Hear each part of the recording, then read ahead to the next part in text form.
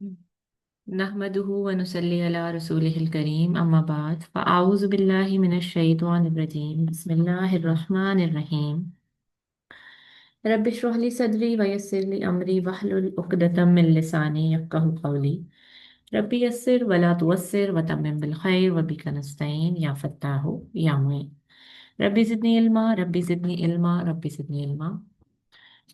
आप सबको एक दफ़ा फिर से अस्सलामु अलैकुम व रहमतुल्लाहि व बरकातुहू। आज इंशाल्लाह हम जंगे ओहद जो है वो शुरू कर रहे हैं, जिसका पहला हिस्सा, जिसका टॉपिक बदले की आग है। और आज सीरत का हमारा सेशन नंबर 37 है। अल्हम्दुलिल्लाह हम लोगों की गज़वा बदर, जिसको कुरान में यौमुल फुरकान कहा गया है, ये हमारी मुकम्मल हो गई है। और कोशिश ये की कि इसकी तमाम डिटेल्स मेजर और माइनर वो कवर की जाएं इन सेशंस के अंदर सीरत के तौर पर, और कुरान की आयतों के साथ इनका रब्त बनाया जाए। सूरह अनफाल ये वो सूरत थी जिसका ताल्लुक था बदर के साथ। जाहिर सी बात है कि कुरान के और भी मकामात में गज़वा बदर का जिक्र हुआ है, लेकिन ये वाला जो मकाम था सूरह अनफाल वाला, इसमें कसरत के साथ हुआ है।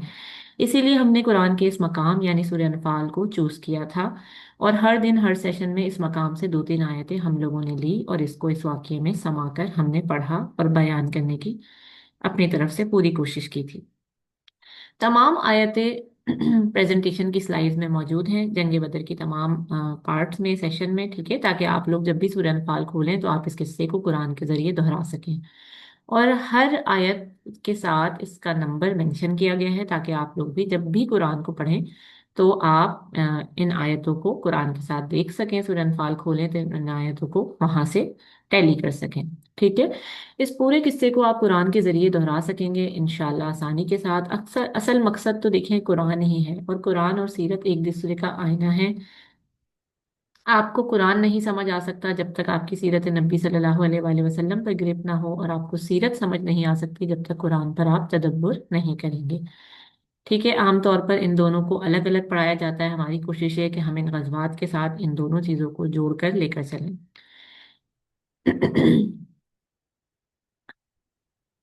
जिस तरह हमने जंग बदर को सूरह अनफाल की रोशनी में पढ़ा था, इंशाल्लाह हम आगे जंग ओहद को या गज़वा ओहद को सूरह आले इमरान के साथ जोड़कर पढ़ेंगे, ताकि कुरान और सीरत ये आमने सामने रहें। अच्छा, ये सूरतें कब नाजिल होती थी? जब ये गज़वात हो जाया करते थे, तो जैसा मैंने आपको बताया था कि जब कोई बहुत बड़ा वाकया या सानिहा पेश आता है ना, तो हर न्यूज़ चैनल पर बड़े बड़े एक्सपर्ट आकर बैठते हैं। वो अपना एनालिसिस बताते हैं कि ये वाला वाकया क्यों पेश आया, इसमें क्या गलतियां हो गई, क्या बेहतर हो सकता था, क्या ठीक हो सकता था, क्या गलत हो गया। वो अपनी एक्सपर्ट राय से अपनी ऑडियंस को इस बारे में बताते हैं। अब आप मुझे बताएं कि क्या इन लोगों की राय का 100% ठीक होना दुरुस्त है या नहीं है? ऐसा तो मुमकिन ही नहीं है ना कि एक आम इंसान की एनालिसिस, इसकी राय में गलतियां हो सकती हैं, बिल्कुल हो सकती हैं। 100% तो कोई भी सही नहीं हो सकता। तो जो इवेंट पेश आया है वो इसको सिर्फ जूम आउट से यानी दूर से देख रहे हैं, वो इसको जूम इन नहीं कर सकते। वो ये जान ही नहीं सकते कि इस वक्त जिन लोगों पर वो वाकया गुजर रहा है उनके दिलों में क्या चल रहा है, ठीक है ना। ग्राउंड रियलिटी कोई नहीं जान सकता, ये सिर्फ वही जान सकता है जो इस वक्त इस वाकये में मौजूद है। लेकिन गज़वाए बदर, ओहद, खंदक और हुदैबिया, इनकी ग्राउंड रियलिटी अल्लाह ताला जानते हैं। और इस वक्त लोगों के दिलों का हाल भी अल्लाह ताला जानते हैं कि उनके दिलों में क्या चल रहा था, ठीक है ना। और ये एनालिसिस 100% कौन दे सकता है? सिर्फ और सिर्फ अल्लाह ताला की जात ही दे सकती है। तो बदर का वाकया हो गया और इसके बाद सूरह अनफाल आई और अल्लाह ताला ने पूरा किस्सा बताया कि इसमें ये चीजें हुई, ये गलतियां हुई, ये सबक हैं, और अब ऐसे चलना है आगे, क्या करना है, ठीक है। सूरह आले इमरान का बुतरी जब ओहद का वाकया हो चुका है और अब अल्लाह ताला का इस पर एनालिसिस आ रहा है, और एक एक्सपर्ट का एनालिसिस और अल्लाह ताला के एनालिसिस, ठीक है ना, इसमें बहुत फर्क होता है। अल्लाह ताला का एनालिसिस 100% हक है, मतलब इसमें कोई गलती की तो गुंजाइश ही नहीं है ना। हम ऐसा सोच ही नहीं सकते, बिकॉज अल्लाह इज परफेक्ट और अल्लाह का कलाम भी परफेक्ट है। अब ये सब कुछ दिमाग में रखते हुए जरा वापस आ जाइए। मैंने आपको सिर्फ रिमाइंडर दिया है कि हम लोगों के सेशन में जो है हम कुरान और सीरत को इस तरह से इंशाल्लाह लेके चलेंगे। अब कोशिश यही की है कि आज से लेके अगले 4-5 सेशन इंशाल्लाह हम लोग सूरह आले इमरान की रोशनी में वाक़या ओहद को देखेंगे। बदर का इख्तिताम हो चुका है, मुसलमान जो हैं वो वापस मदीना लौट चुके हैं, ठीक है। और कुरान कुरान की रोशनी में हमने अब वाक़या ओहद को देखना है, ठीक है।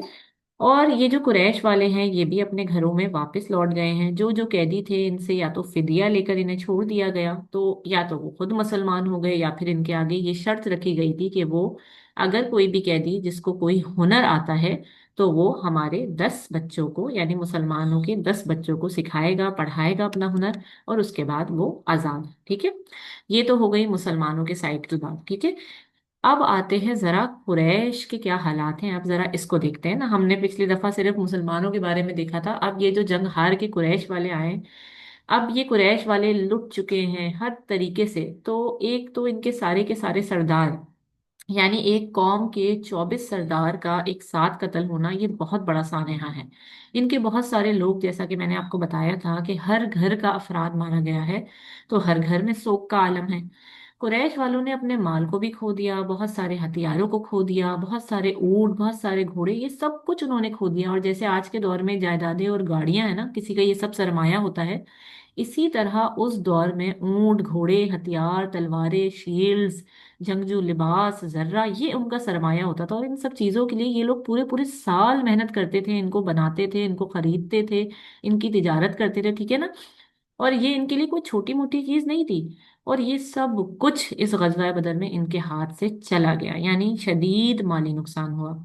और फिर इनका लॉस हुआ एक लीडर के तौर पर, यानी सारे के सारे इनके जो सरदार थे वो भी मारे गए। इनका लॉस हुआ रेपुटेशन के तौर पर, सारी की सारी जो इनकी इज्जत थी वो मलिया मेट हो गई। और कुरैश वाले, अगर आप नोट करें, तो बहुत दावे के साथ निकले थे कि हम जाएंगे और मुसलमानों को तहस नहस करके, नेस्तु नाबूद करके ही आएंगे, इनकी ऐसी की तैसी कर देंगे। क्या कुछ भूल कर निकले थे, और अब वापस आ रहे हैं तो मुंह लटके हुए हैं। अब आप अंदाजा लगाएं कि जिस कुरैश का नाम सुनकर सारे अरब के कबीले कांपते थे, इनका वो रोब और वो दबदबा तो खत्म हो गया, ठीक है ना। चौथा ये कि दीनी लिहाज से भी इनको बहुत बड़ा झटका लगा। और क्या मतलब हुआ कि दीनी लिहाज से झटका लगा? दरअसल कुरैश वाले समझे जाते थे कस्टोडियंस ऑफ काबा। अगर आपको याद हो तो हमने शुरू के सीरत के सेशन में ये बताया था कि दे वर द कस्टोडियंस ऑफ काबा। हम लोग हैं, ये कहते थे, हम लोग हैं काबे के रखवाले, सारे बुत हमारे साथ हैं, अल्लाह की जात हमारे साथ है, यहाँ तक कि हम लोग हैं काबे के रखवाले और सब कुछ। तो सारे बुत हमारे साथ हैं, अल्लाह की जात भी हमारे साथ है। तो जब ये बदर से निकलने तक, जो ये बदर से निकले थे ना, बदर के लिए निकलने से पहले इन लोगों ने काबे की चादर को पकड़कर इन्होंने बोला था, या अल्लाह पाक, अगर तू हमारे साथ है तो आज सामने वाले को हरा देना, ठीक है ना। तो देखें, एक तो अगर अल्लाह इनके साथ होता तो फिर ये जीत जाते, ठीक है ना। और अगर ये हार गए हैं तो इसका मतलब सीधा सीधा क्या हुआ कि अल्लाह इनके साथ नहीं है। और जितने भी आगे पीछे के कबीले हैं कुरैश के, ये इज्जत क्यों करते थे कुरैश की? क्योंकि अल्लाह इनके साथ है। क्योंकि इन लोगों के दिमागों में क्या है कि वो जो असहाबे फील वाला वाकया हुआ था ना, जो नबी की पैदाइश से 2 हफ्ते पहले हुआ था, जो आसमान से अबाबील आ गए थे काबे को बचाने के लिए, तो ये सब तो कुरैश की अजमत की वजह से हुआ था। वो तो 1 मिनट में अब मलियामेट हो गई। तो अब कुरैश को ये भी डर था कि ऐसा ना हो कि अब लोग समझ जाएं कि ये जो हमारा बुत परस्ती वाला सिस्टम है, अल्लाह के साथ शरीक करने वाला सिस्टम है, वो गलत है। और अगर ये गलत वाजे हो गया तो फिर क्या होगा? ये जो काबा में 360 बुत मौजूद हैं, और इन 360 बुतों पर हर साल लोग आते हैं और आकर बड़े चढ़ावे जो है वो चढ़ाते हैं, ठीक है ना। अपना माल दौलत, सोना चांदी, जवाहरात, सब कुछ जो है वो इन पर बुतों पर निछावर करते हैं। ये तो हमारा धंधा जो है, ये जो चलता है, ये तो बंद हो जाएगा। और वो इस सीजन में खूब, हज का जो मौका आता था ना, इस सीजन में तो ये कुरैश वाले खूब कमाते थे बुतों के नाम का। अगर ये सारा का सारा पैसा आना बंद हो गया, इन बुतों का रोब खत्म हो गया, और ये सारा धंधा चौपट हो गया, तो कुरैश वाले अब हर तरीके से पिसे हुए हैं, ठीक है ना। समाजी तौर पे भी, माली तौर पे भी, इज्जतें भी इनकी जो है वो पूरी मलिया मेट हो गई, इनके सरदार मर गए। अब ये समझ लें आप कि इनके पास कोई और तरीका नहीं है सिवाय इस तरीके के कि ये अब बदला लें, ठीक है ना। और गम की तो बहुत ही शिद्दत है इस वक्त, लेकिन इस जमाने में गम को हल्का करने के लिए नोहे करने वाली औरतें आती थी। और वो औरतें आकर क्या करती थी? वो नोहा करने वाली औरतें आती थी और आकर सबके घरों में आकर रोती थी, पीटती थी, और बाकायदा इनका काम ये होता था कि जिस घर में इंतकाल होता था ना, ये इनके घरों में जाती थी और घर पर आने के बाद इसके घर पर मारा पीटी करती थी, यानी अपने आप को जैसे सीना पीट रहे हैं, बाल नोच रहे हैं, मार रहे हैं, नुहा करते थे। तो इस घर वाले का गम हल्का हो जाता था और फिर इस घर वालों के साथ मिलकर जोर जोर से ये औरतें रोया करती थी। ये आम रिवाज था कुरैश के गम को हल्का करने का, ठीक है ना। अब हुआ क्या? हर घर में कुरैश के इस वक्त गजवा बदर से लौटने के बाद हर घर में कोई ना कोई बंदा मारा गया है। जैसे ही नोहा करने वाली औरतें पहुंचती हैं तो वो क्या देखती हैं कि कुरैश वालों ने इनको मना कर दिया कि हमें नोहा नहीं करवाना। अब ये जो कुरैश का एक रिवाज चलता आ रहा था, उन्होंने ऐसा करने से क्यों मना कर दिया, क्या वजह थी? वजह ये है कि अगर नुहा करेंगे और सब कुछ ऐसा करेंगे तो गम हल्का हो जाएगा, और इनको तो अपना गम हल्का करना ही नहीं है। इनको तो अपने अंदर वो आग जला कर रखनी है जो इनको बदला लेने के लिए कायल कर दे। तो अब ये आग जल रही है और इस आग के अंदर एक और मामला भी पेश आ गया था, और इसका नाम था सरैया जैद बिन हारिसा, यानी एक ऐसी एक्सपीडिशन, एक ऐसा रेड जो जैद बिन हारिसा ने किया था। अब हम सब जानते हैं कि 50,000 दिरहम की मालियत का जो सामान था वो तो बचा कर ये लोग ले आए थे, कहाँ? कुरैश, मक्का में। जो अबू सुफियान वाला काफिला था जो 50,000 दिरहम की मालियत वाला था, वो तो बचकर किसी तरह मक्का पहुंच गया था ना। लेकिन एक और भी काफिला था जो कि गया हुआ था यमन की जानिब, और इसकी वापसी के वक्त इनको ये अंदाजा ही नहीं हुआ कि इसकी सेफ्टी के लिए हमें कुछ करना चाहिए, कोई इंतजाम करना चाहिए, क्योंकि ये तो इतने शदीद गम का शिकार थे उस वक्त गज़वा बदर से जब ये लौटे कि वो उस काफिले के लिए कोई इंतजाम करना ही भूल गए। और नबी पाक सल्लल्लाहु अलैहि वसल्लम को खबर पहुंच गई और आप सल्लल्लाहु अलैहि वसल्लम ने जैद बिन हारिसा अपने मुंह बोले बेटे को वहां भेज दिया रेड के लिए। और अब आप जरा अंदाजा लगाएं कि ये जो काफिला आ रहा था इसकी मालियत थी 1 लाख दिरहम, यानी ये जो काफिला अबू सुफियान का मिस हो गया था ना, इससे भी डबल मालियत का ये काफिला था जो आ रहा था। और अब ये जैद बिन हारिसा उस पर हमला करते हैं, और फिर ये काफिला सारा माल वगैरह सारा कुछ कहाँ पहुंच गया? मदीना के अंदर। और अब आप जरा अंदाजा लगाएं कि कुरैश वाले ये पहले ही जले भुने बैठे हैं, और अब इस वाकये के बाद तो आप समझ लें कि इनके लिए आगे डू और डाई सिचुएशन हो गई। मतलब अब इनका बस नहीं चल रहा था कि अब जाकर मदीना में घुस जाएं, मुसलमानों के अंदर घुस जाएं और जाकर इंतकाम ले लें। तो अब इनके यहाँ दिन रात एक ही बात चल रही है, हर घर में एक ही बात चल रही है कि बदला लेना है, बदला लेना है, हर वक्त बस यही चल रहा है कि हमें बदला चाहिए। हर माँ ये बात बोल रही है, हर बेटी ये बात बोल रही है, हर बाप बेटा ये बात बोल रहा है। पूरे कुरैश के अंदर अब एक मुनज्जम सोच के साथ बदले की आंख जल रही है और बदले की आवाज आ रही है। फिर इसको अमली जामा पहनाने के लिए मीटिंग बैठ गई काबा के सामने। अब कौन बचा? कोई भी तो नहीं बचा था सरदारों में, सिर्फ कुछ लोग बचे हैं, जैसे कि सफ़ान बिन अकरमा जिनके बाप का कत्ल हुआ बदर के अंदर, अबू सुफियान जो कि बचकर अपना काफिला लेकर मक्का पहुंच गया था। अब ये लोग बैठकर मीटिंग कर रहे हैं कि किस तरीके से हम लोग अब अपनी इन्वेस्टमेंट को जमा करें, क्योंकि हमारा जो काफिला 1 लाख दिरहम की मालियत वाला था वो तो लुट गया, तो हमारे पास अभी कुछ ज्यादा मौजूद नहीं है। फिर किसी शख्स ने कहा कि अबू सुफियान, जो तुम्हारा काफिला आया था 50,000 दिरहम की मालियत वाला, वो तो हिफाजत के साथ मक्का आ गया था। तो अब हमारे पास दो चॉइस हैं, या तो वो काफिला हम लोग अपने पास रख लें तो अगले 1 साल तक हम लोग खा पी सकते हैं आराम से, या तो हम लोग ये करें कि हम लोग इस काफिले को इस्तेमाल करें अपनी अगली जंग के लिए, क्योंकि ये 50,000 दिरहम की जो मालियत थी ये सिर्फ और सिर्फ अबू सुफियान की थोड़ी थी, बल्कि इसमें सारे कुरैश वालों का कुछ ना कुछ सरमाया शामिल था। तो सबको बुलाया गया और राय ली गई कि बताओ क्या बोलते हो, बाप बेटे भाई का बदला लेना है या फिर बैठकर खाना पीना है? सबने कहा कि हम लोगों को बस अब सिर्फ और सिर्फ बदला चाहिए। तो अब ये 50,000 दिरहम की मालियत खर्च की जाएगी, और किस चीज़ पर खर्च की जाएगी? ये खर्च की जाएगी हथियार लेने के लिए, ऊंट लेने के लिए, घोड़े लेने के लिए, शील्ड्स लेने के लिए, और इन तमाम चीज़ों को लिया जाएगा ताकि जंग की बड़े पैमाने पर तैयारी की जाए, और लोगों को रिश्वत देकर अपने साथ मिलाने के लिए भी ये सरमाया इस्तेमाल किया जाएगा। तो अब कुरैश वालों ने आर्मी इकट्ठा शुरू कर दी। लेकिन अब जरा सोचें आप लोग कि आखिर इसकी खबर पहुंच क्यों नहीं रही मदीना, क्यों कुरैश वालों ने, देखिए हुआ क्या कि कुरैश वालों ने ये पहचान लिया था कि जो पिछली जंग हम लोग हारे हैं ना, ये जो है ना, इसकी जो असल वजह है ना वो जासूसों की वजह से हम हारे हैं, क्योंकि जासूसों का जो इस्तेमाल किया मोहम्मद रसूल अल्लाह ने वो हैरान कुन था। वो इनको बर वक्त इतला मिल देते रहे, और इतला बर वक्त मिलने की वजह से हम लोग ये जंग बदर हार गए। तो कुरैश वालों ने सारी मीटिंग्स जो थी ना अपनी, वो खुफिया रखी, ठीक है। सारी की सारी मीटिंग्स अपनी खुफिया रखी, ठीक है, 5 6 लोग बस बात करते थे और तैयारी हो रही थी बंद कमरों के अंदर। अब इन्हीं तैयारी में एक कैदी थे, हजरत अब्बास रजी अल्लाह तआला अन्हु, और हजरत अब्बास रजी अल्लाह तआला अन्हु आप सल्लल्लाहु अलैहि वसल्लम के चचा थे। और ये आप सल्लल्लाहु अलैहि वसल्लम को ये बता चुके थे, ये भी तो एक कैदी थे ना गज़वा बदर के। तो आप सल्लल्लाहु अलैहि वसल्लम को इन्होंने बता दिया कि मैं इस्लाम लेकर आ गया हूँ, और आप सल्लल्लाहु अलैहि वसल्लम ने इनको छोड़ दिया। लेकिन बोला, अब्बास आपने जासूस के तौर पर हमारा काम करना है मक्का में। और हजरत अब्बास रजी अल्लाह तआला अन्हु पहुंच गए मदीना से मक्का। और मक्का वालों ने कहा कि अब्बास तुम आ गए, लेकिन तुम्हारा फिदिया तो किसी ने नहीं भेजा था। अब ये थोड़ी शक वाली बात आ गई ना कि इनका तो फिदिया किसी ने भेजा ही नहीं, कैसे छूट कर आ गए।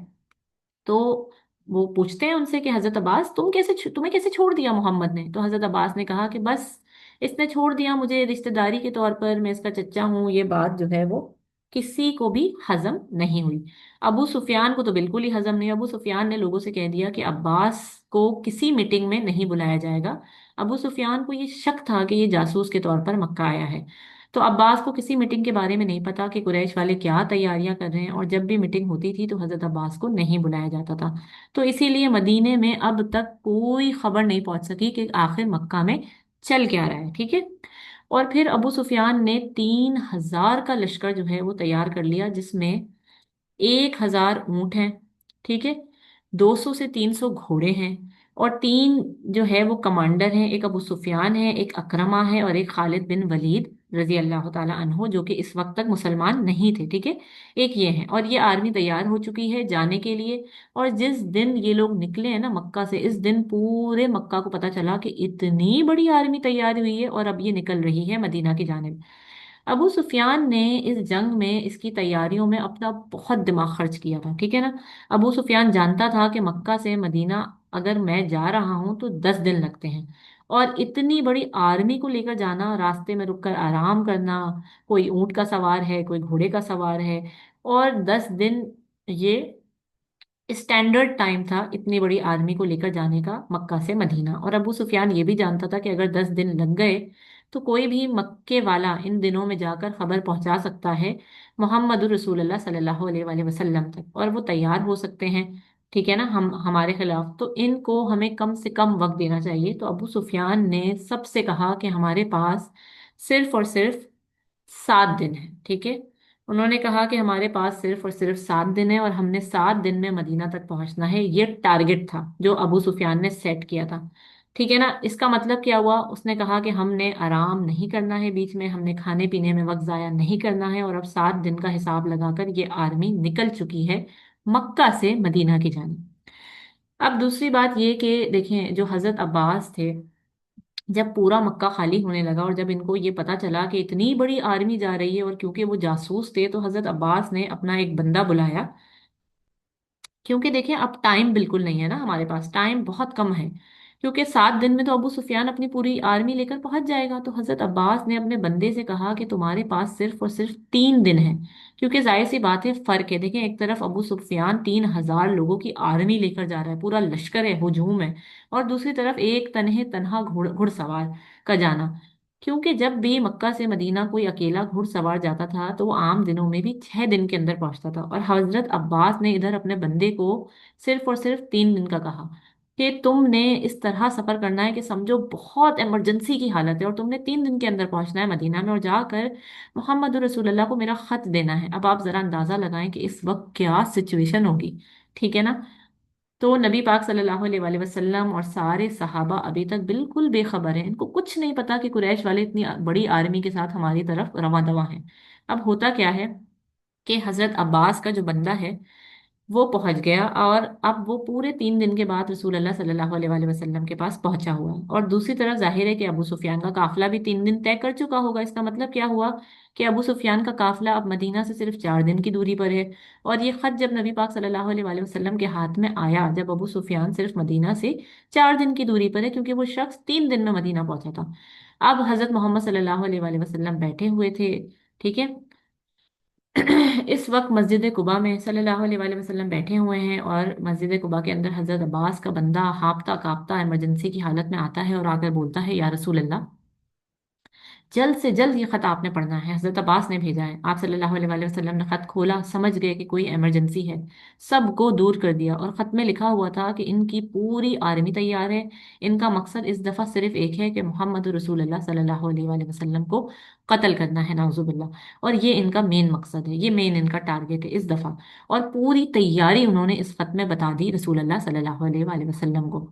آپ صلی اللہ علیہ وآلہ وسلم نے یہ خط پڑھا، ٹھیک ہے، سوری، آپ صلی اللہ علیہ وآلہ وسلم نے یہ خط پڑھوایا عمر بن کعب سے، اور خط سننے کے بعد بالکل خاموشی ہو گئی، ایک دم سناٹا، کچھ نہیں کہا انہوں نے، اور جو عمر بن کعب تھے ان کو بھی بولنے سے منع کر دیا نا، ان سے بھی کہا کہ بالکل خاموش رہنا، کچھ نہیں بولنا۔ اب ایسا کیوں ہوا؟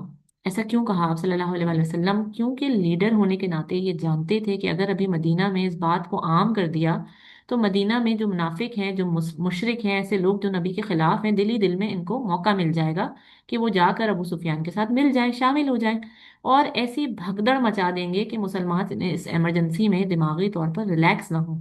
اور اس ایمرجنسی میں سب سے پہلی چیز یہی تھی کہ انسان کو دماغی طور پر پوری طرح سکون میں ہونا ضروری تھا۔ تو آپ صلی اللہ علیہ وآلہ وسلم نے اس بات کو بالکل کانفیڈینشیل کر دیا، خفیہ کر دیا، اور نبی پاک صلی اللہ علیہ وآلہ وسلم کے دماغ میں لیڈر ہونے کے ناطے ایک اور بات یہ بھی آئی کہ آپ صلی اللہ علیہ وآلہ وسلم نے یہ سوچا کہ ایسا بھی تو ہو سکتا ہے کہ جبرن حضرت عباس سے ان لوگوں نے یہ خط لکھوایا ہو، اور یہ ہمیں اس خط کے ذریعے گمراہ کرنا چاہ رہے ہوں، اور یہ چاہ رہے ہوں کہ ہم مدینہ سے باہر کی طرف نکلیں۔ تو ہو سکتا ہے کہ پریشر میں یہ خط لکھوایا ہو، اور جان بوجھ کر ہمیں مدینہ سے نکالنے کا منصوبہ ہو، یہ جال بھی تو ہو سکتا ہے۔ اور کیسے اس بات کا یقین کریں کہ یہ حقیقت بات ہے جو اس خط میں لکھی ہے؟ تو اس کو کنفرم کرنے کے لیے آپ صلی اللہ علیہ وآلہ وسلم نے دو جاسوس بھیجے، اور آپ صلی اللہ علیہ وآلہ وسلم نے ان سے کہا کہ تم نے مدینہ سے 2 دن کا سفر طے کرنا ہے، اور 2 دنوں کا سفر طے کرتے ہوئے آگے پیچھے جو بھی لوگ دکھیں، جاسوس دکھیں، ان سے پوچھنا ہے کہ یہاں پر کوئی نقل و حرکت، کوئی کچھ نظر آئی، کوئی آرمی، کوئی لشکر، کچھ بھی نظر آیا، اور مجھے آ کر آپ نے بتانا ہے، ٹھیک ہے نا؟ اب دیکھیں اس کام میں لگیں گے ٹوٹل 2 دن، یعنی ایک دن میں بندہ جائے گا، رپورٹ لے گا، اور دوسرے دن واپس آئے گا اور آ کر بتائے گا۔ اب 2 دن تک آپ صلی اللہ علیہ وآلہ وسلم نے صرف اور صرف خاصم خاص لوگوں کو بتایا کہ کچھ تھریٹس ہیں، کچھ ہو سکتا ہے۔ اور آپ صلی اللہ علیہ وآلہ وسلم کو ان دنوں میں ایک خواب بھی آیا تھا، وہ خواب میں بھی آپ کو انشاءاللہ آگے بتاتی ہوں، ٹھیک ہے نا؟ اب ہوا کیا، جب وہ جاسوس خبر لے کر واپس آیا تو بولا کہ یا رسول اللہ، حضرت عباس کی خبر پکی ہے، یہ لوگ آ رہے ہیں، جس طرح لکھا ہوا ہے اسی طرح آ رہے ہیں۔ اب آپ ذرا اندازہ لگائیں کہ 3 دن میں وہ گھڑ سوار آیا حضرت عباس کا خط لے کر، 2 دن جاسوس کو لگے، 5 دن تو نکل گئے، اور ابو سفیان کتنے دنوں میں آنے والا تھا مدینہ تک؟ 7 دنوں میں آنے والا تھا، مطلب ابو سفیان اب مدینہ سے صرف اور صرف 2 دن کی دوری پر ہے، مطلب خطرہ بالکل سر پر آ چکا ہے۔ نبی پاک صلی اللہ علیہ وآلہ وسلم نے پھر یہ فیصلہ کر لیا کہ آج مجھے اعلان کرنا پڑے گا جہاد کے لیے۔ اب جمعے کا دن تھا، اور کسی کا جنازہ بھی تھا اس دن۔ نبی پاک صلی اللہ علیہ وآلہ وسلم نے مسجد نبوی کے اندر سب کو بلا لیا اور جہاد پر خطبہ دیا۔ اور نبی کا جب بھی خطبہ ہوتا تھا تو کوئی عام خطبہ نہیں ہوتا تھا، بڑا جوشیلا خطبہ ہوتا تھا، ایسا نہیں تھا کہ بڑے نرم مزاج والا اور آرام آرام سے خطبہ، بلکہ ایسا جوشیلا خطبہ ہوتا تھا کہ ایسی قرآن کی سلیکٹڈ آیتیں ہوتی تھی کہ سب کا خون گرما دے۔ یہاں تک کہ صحابہ کرام بتاتے ہیں کہ نبی پاک صلی اللہ علیہ وآلہ وسلم ایسا خطبہ دیتے تھے، اور خطبہ دیتے وقت ان کی رگیں تک ابھر جایا کرتی تھی، ایسا خطبہ ہوتا تھا۔ اور اس خطبے کے آخر میں سب نے، جب خطبہ مکمل ہوا، سب نے نعرہ لگایا، اللہ اکبر، ہم تیار ہیں۔ اب آپ ذرا سوچیں کہ ایسا خطبہ، جمعے کا خطبہ، اور بالکل ماحول ایسا ہے کہ جیسے ابھی ابھی کے ابھی یہ سارے جو ہے نا وہ جہاد کے لیے، جنگ کے لیے جا رہے ہیں ابھی، جبکہ نبی نے کچھ نہیں بتایا، صرف اس خطبے کا یہ اثر تھا۔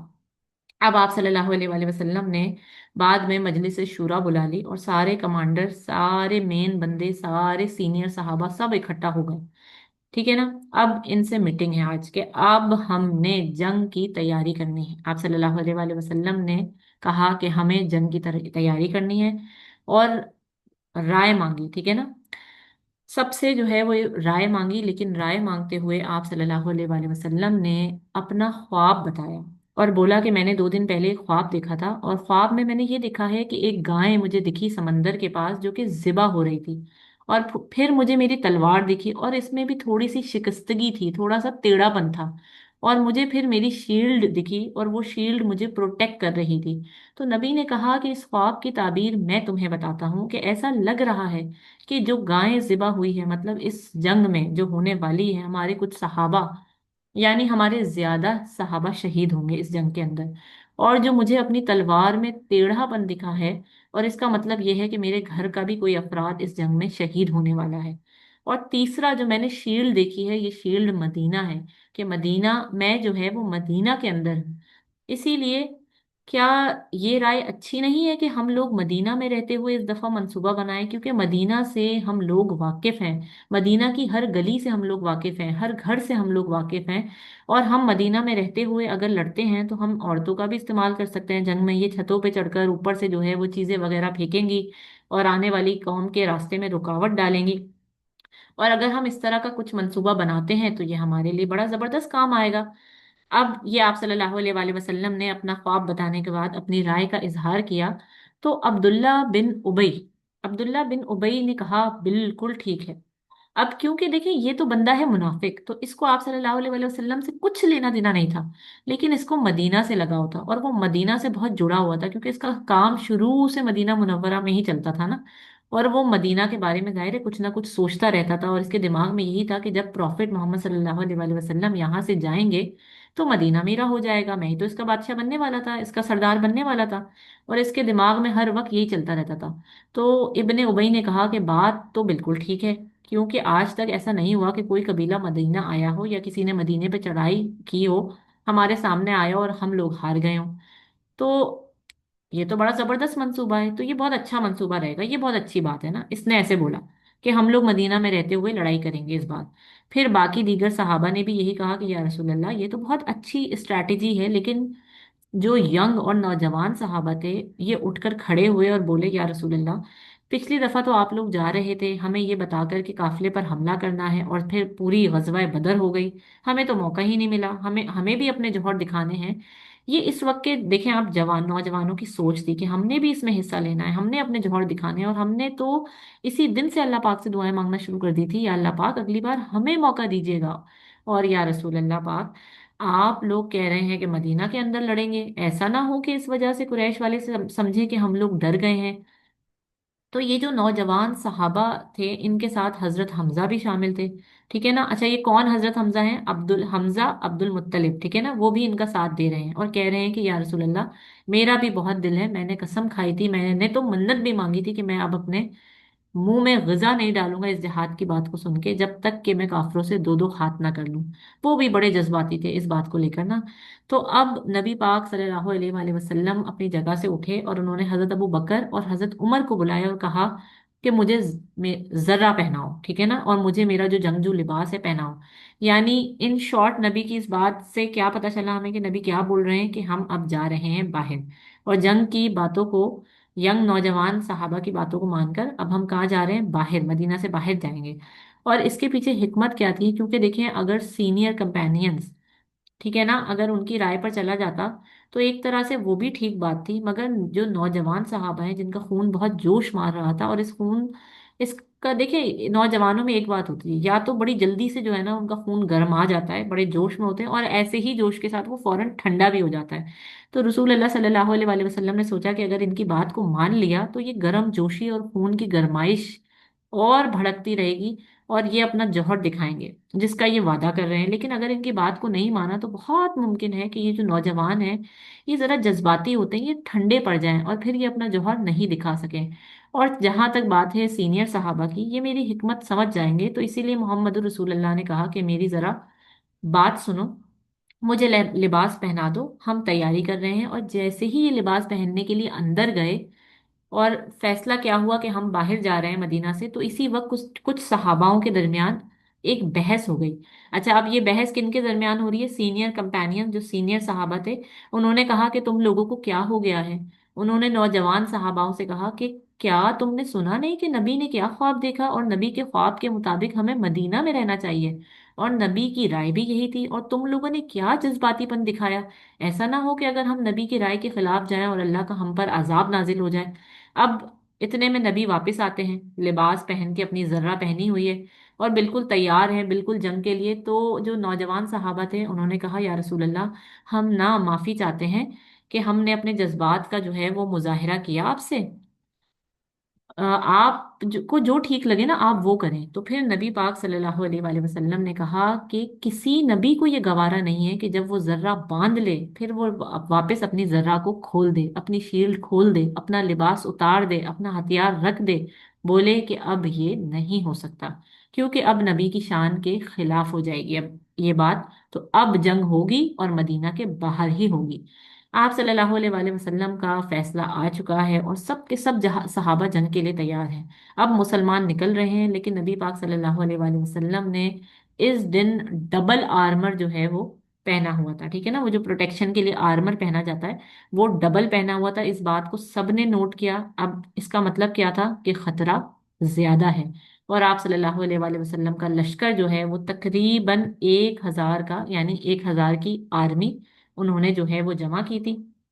اس 1,000 کی آرمی میں ہمارے پاس لگ بھگ 100 سے 200 اونٹ شامل ہیں، اور اس کے اندر ہمارے پاس لگ بھگ 50 گھڑ سوار موجود ہیں۔ نبی پاک صلی اللہ علیہ وآلہ وسلم نے علم تقسیم کیے، مصعب بن عمیر کو جھنڈا دیا مہاجرین کا، حضرت سعد بن معاذ کو جھنڈا دیا انصار کا، اور ایک اور جھنڈا دیا حضرت عزیر بن حارثہ کو انصار کا، اور آپ صلی اللہ علیہ وآلہ وسلم خود کمانڈر ان چیف ہیں۔ اب یہ نکل چکے ہیں، لیکن اب یہ دماغ میں ہے کہ راستے میں، کیونکہ قریش والے تو بہت قریب پہنچ چکے ہوں گے، تو راستے میں ٹکراؤ ہو سکتا ہے، اسی لیے سارے کے سارے بڑے الرٹ تھے، بہت چوکنا ہے کہ کچھ بھی ہو سکتا ہے۔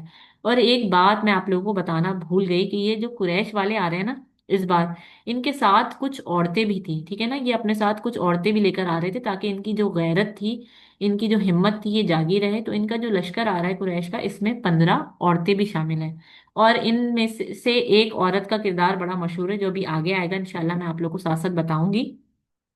خیر پھر مسلمان نکل گئے اور پھر رات کو ایک جگہ ٹھہراؤ کرتے ہیں، ٹھیک ہے۔ مدینہ ایک طرف ہے، پھر احد تھوڑا مدینہ سے باہر نکل کے ہے، اور مدینہ اور احد کے درمیان بیچ میں ایک مقام، رات میں یہ لوگ وہاں ٹھہراؤ کیا، اور یہ رات بڑی خطرے والی ہے کیونکہ محمد رسول اللہ جو ہے وہ قریش کا نشانہ ہے، اور جو لوگ مدینہ آپ میں سے جو لوگ مدینہ گئے ہوں گے ان کو پتا ہوگا کہ مدینہ سے احد کا فاصلہ کوئی بہت زیادہ نہیں ہے، صرف 15 سے 20 منٹ جو ہے وہ گاڑی کے اندر لگتے ہیں احد کے مقام تک پہنچنے میں۔ اگر کوئی پیدل ہو تو 1 گھنٹہ، اور پوری آرمی جا رہی ہوگی تو زیادہ سے زیادہ 1 دن لگ جائے گا، ٹھیک ہے نا۔ اس کا مطلب ہم لوگ ابھی اس جگہ پہ ہیں اور اس جگہ ٹھہراؤ کر رہے ہیں۔ یہ بڑا جو ہے نا پیک آف رسک ہے، یعنی انتہا کا رسک موجود ہے۔ سارے کے سارے صحابہ الرٹ تھے، رات کو جاگتے رہے، اور 50 صحابہ کی ڈیوٹی لگی تھی کہ آپ نے پہرا دینا ہے نبی کے کیمپ کا، ٹھیک ہے نا، یعنی 50 صحابہ تعینات ہیں تلواروں کے ساتھ نبی کے کیمپ کے باہر، کیونکہ سب کو معلوم ہے کہ قریش مکہ والوں کا ٹارگٹ نبی پاک صلی اللہ علیہ وآلہ وسلم ہے۔ صبح کا وقت ہوتا ہے اور آپ صلی اللہ علیہ وآلہ وسلم واپس سے خطبہ دیتے ہیں جہاد کا، اور نبی سب کو لے کر نکل چکے ہیں اب احد کی جانب، اور اسی پر قرآن کی آیت آتی ہے، سورہ آل عمران کی آیت نمبر 121، وَإِذْ غَدَوْتُ وَإِذْ غَدَوْتَ مِنْ أَهْلِكَ تُوَكِّلُ، ٹھیک ہے، وَإِذْ غَدَوْتَ مِنْ أَهْلِكَ تُبَوِّئُ الْمُؤْمِنِينَ مَقَاعِدَ لِلْقِتَالِ وَاللَّهُ سَمِيعٌ عَلِيمٌ۔ جب صبح کے وقت وہ سب نکلے تو اللہ تعالیٰ سب جانتے تھے، یعنی آپ نکلے مومنوں کے ساتھ قتال کرنے کے لیے، اور اللہ کے علم میں تمام باتیں تھیں، کیونکہ اب ایک آگے پورا ایونٹ آنے والا ہے نا۔ آپ صلی اللہ علیہ وآلہ وسلم مقام احد پر پہنچ کر پہلے پوری جگہ کا جائزہ لیا، اور ابھی ان کی آرمی پہنچنے میں کچھ وقت تھا قریش کی، ٹھیک ہے نا، کہیں بہت قریب ہی آ چکی ہوگی، لیکن کیونکہ رات کو کہیں نہ کہیں یہ لوگ آرام کیا کرتے تھے، اور اب وقت ایسا تھا کہ یہ صبح فجر کا وقت تھا، اور قریب قریب جنگ شروع ہی ہوتی، کچھ گھنٹوں بعد جنگ کا آغاز ہونے ہی والا تھا۔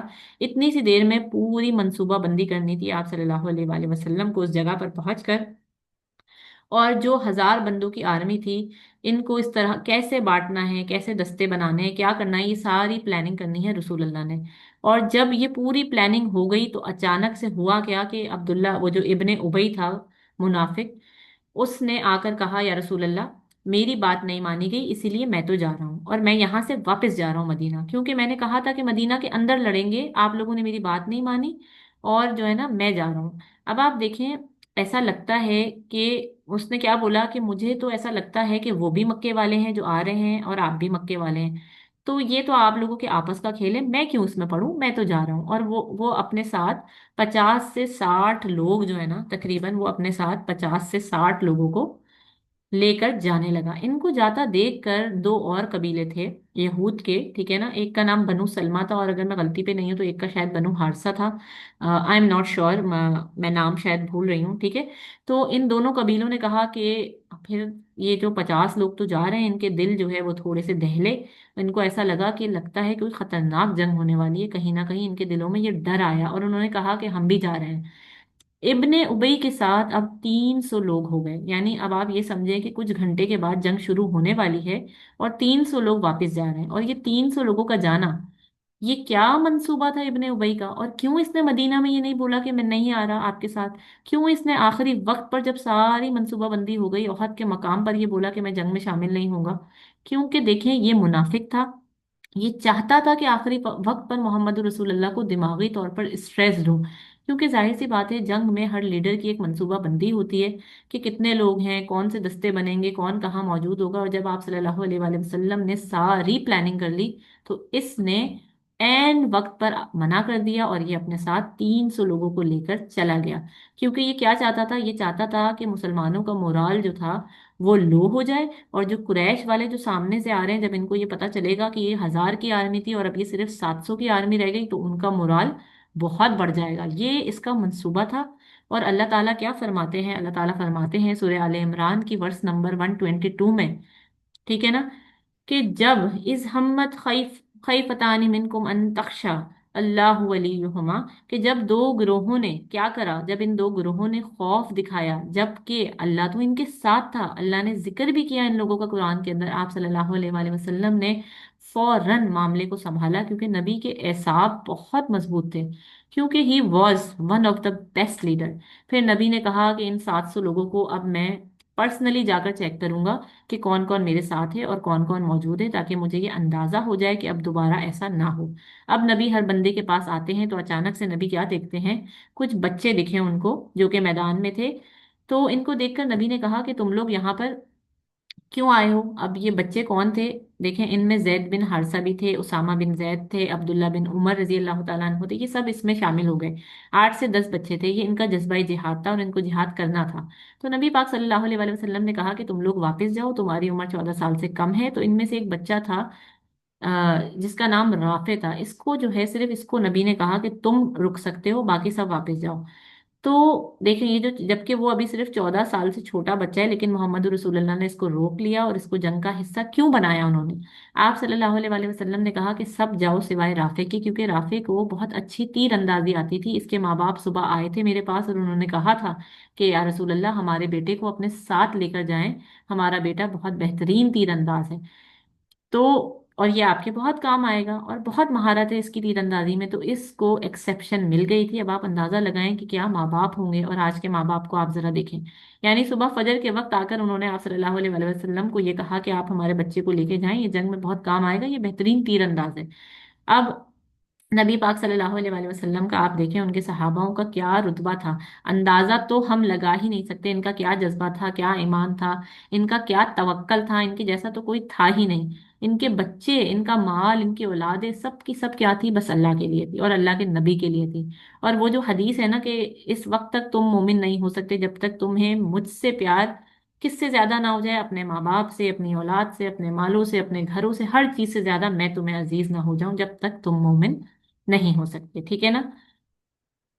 आज ये हदीस बोलना बहुत आसान है, लेकिन वो लोग तो ये करके दिखा रहे थे। तो आज के दौर में आप देखें, ये 15 साल की औलाद किसी वालिदैन को आज के दौर में कितनी ज्यादा अजीज होती है कि भाई नौजवान लड़का है, ये तो हमारा सरमाया है। और इस वक्त इन लोगों के लिए सरमाया क्या था कि अगर ये बच्चा जाकर अल्लाह ताला की राह में शहीद हो जाए, तो ये हमारे लिए असल सरमाया है, ठीक है ना। तो खैर, हुआ कुछ ये कि फिर इस राफे नाम के बच्चे को आप सल्लल्लाहु अलैहि वसल्लम ने इजाजत दे दी रुकने की। और एक सहाबा जिनका नाम था हजरत समरा, वो बोलते हैं, या रसूल अल्लाह, आपने राफे को इजाजत दे दी और मुझे भेज रहे हैं। तो आप सल्लल्लाहु अलैहि वसल्लम ने कहा कि राफे के अंदर ये तीर अंदाजी वाला हुनर है। تو حضرت سمرہ نے کہا کہ میں تو ہر دن کشتی کرتا ہوں اور میں ہر دن اس کشتی میں رافع کو ہراتا ہوں۔ تو آپ صلی اللہ علیہ وآلہ وسلم نے کہا کہ کیا واقعی؟ تو حضرت سمرہ نے کہا ہاں ہاں واقعی، آپ کروا کے دیکھ لیں ہماری کشتی۔ تو اس لڑکے کا اتنا جوش ہے جہاد میں حصہ لینے کے لیے کہ آپ صلی اللہ علیہ وآلہ وسلم نے کہا کہ چلو ٹھیک ہے، کشتی کرو تم دونوں۔ تو رافع اور سمرہ کی کشتی ہوتی ہے آپس میں، جو پہلوانی والی لڑائی ہوتی ہے نا، ایک دوسرے کو پچھاڑنے والی، وہ لڑائی ہوتی ہے۔ اور حضرت سمرہ نے رافع کو پچھاڑ دیا، ہرا دیا۔ تو نبی پاک صلی اللہ علیہ وآلہ وسلم نے کہا کہ واہ کیا بات ہے، اب تم بھی اس جنگ کا حصہ ہو۔ تو حضرت سمرہ اور حضرت رافع کو آپ صلی اللہ علیہ وآلہ وسلم کی طرف سے خاص اجازت مل گئی، خاص ایکسیپشن مل گئی، جبکہ دونوں 14 سال سے چھوٹے تھے، مگر ان کے ہنر کی وجہ سے ان کو اس جنگ کا حصہ بنایا گیا، ٹھیک ہے۔ تو یہ دو بچوں کا جوش اور جذبہ دیکھے آپ صلی اللہ علیہ وآلہ وسلم نے ان کے ہنر کو دیکھتے ہوئے ان کو اس جنگ کا حصہ بننے دیا۔ بہرحال اب ہم لوگ یہاں سے انشاءاللہ اگلے سیشن میں بات کریں گے اور آگے کی طرف بڑھیں گے اور دیکھیں گے صحابہ کا ایمان، قربانی اور توکل۔ ہمارے لیے دیکھیں، ہمارے لیے بہت سے اسباق پوشیدہ ہوتے ہیں سیرت میں، قرآن میں، اور قرآن تو ہے ہی ذریعہ ہدایت قیامت تک کے لوگوں کے لیے، ٹھیک ہے نا۔ تو دین صرف باتوں سے نہیں، عملی قربانی سے زندہ رہتا ہے۔ اللہ تعالی ہم سب کے علم میں، عمل میں، اخلاص میں بہتری عطا کرے، ہمارا خاتمہ جو ہے وہ ایمان کی حالت پر کرے، اور ہم سب کے لیے سننے پڑھنے کو سمجھنے کو قبول کرے، ہم سب کو علم نافع کی دولت سے نوازے، آمین ثم آمین۔ بارک اللہ لی ولکم فی القرآن العظیم ورفعنی وإیاکم بالآیات والذکر الحکیم۔ سبحانک اللہم وبحمدک اشہد ان لا الہ الا انت استغفرک واتوب الیک۔ سبحان ربک رب العزت عما یصفون وسلام علی المرسلین والحمد للہ رب العالمین۔ انشاءاللہ آپ لوگوں سے اگلے سیشن میں ملاقات ہوگی۔ غزوہ احد ابھی جاری ہے، اگلے 4 5 سیشن انشاءاللہ ہمارے غزوہ احد سے ریلیٹڈ اور سورہ آل عمران کی روشنی میں ہی چلیں گے۔ تو آپ سب سے میری ریکویسٹ ہے کہ استقامت کے ساتھ ان سیشنز کو جوائن کیجئے، سنیے، آگے فارورڈ کیجئے۔ کوئی سوالات ہوں تو آپ لوگ یہاں کمنٹس میں بھی پوسٹ کر سکتے ہیں، اور مجھ سے میرے پرسنل واٹس ایپ وغیرہ پر بھی رابطہ کر سکتے ہیں۔ جزاک اللہ خیرا کثیرہ، بہت ساری دعاؤں میں یاد رکھیں۔ السلام علیکم ورحمۃ اللہ وبرکاتہ۔